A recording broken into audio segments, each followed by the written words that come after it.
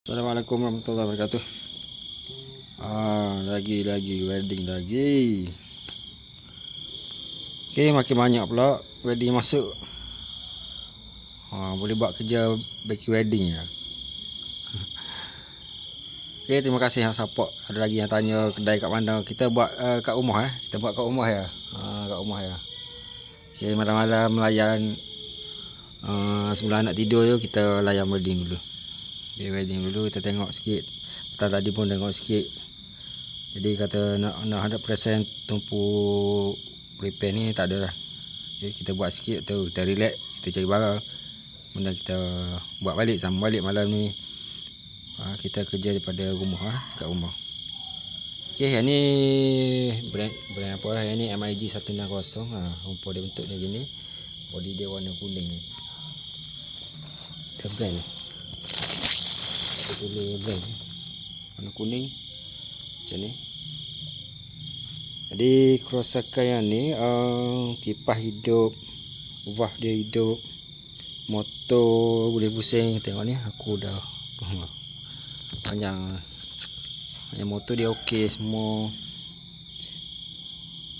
Cuma api dia tak keluar. Api dia tak keluar. Okey.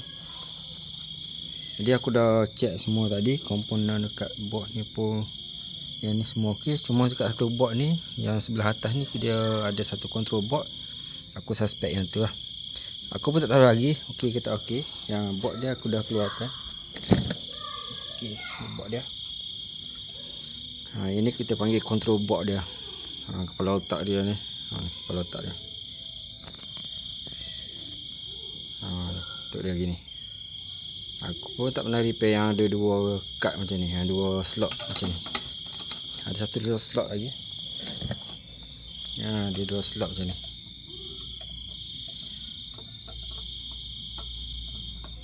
Okey, power supply 24 okey, 12 okey. Okey, cuma output PWM dia tak keluar. Ini aku dah buka ni. Ni dekat sini. Aku dah bawa keluar sini. Jadi malam ni aku ingat nak tukar satu IC dia lah.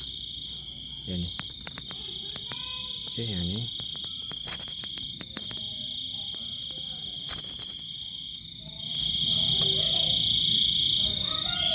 Okey, aku dah bersihkan dan nampak nombor dia. Okey, ni nombor dia berapa? UC3846. Okey, aku nak tukar sini. Output untuk PWM dia tak keluar. Okey, untuk output sini dia keluar 15 volt. Dekat MOSFET ni 14 volt, 15 volt keluar semua. Cuma dekat gate dia tak keluar 5 volt. Jadi sebelum tukar sini aku nak test dulu. Aku nak masukkan supply 12 volt sini. Aku nak check output di IC yang ni. IC mana? Ni. Yang 8 kaki dia. Aku nak test tanpa pasang dekat board ni. Dia boleh keluar output sini. Okey. Jadi kita akan tunggu result, tengok macam mana jadi kita jadi. Okey, aku akan test dulu yang ni.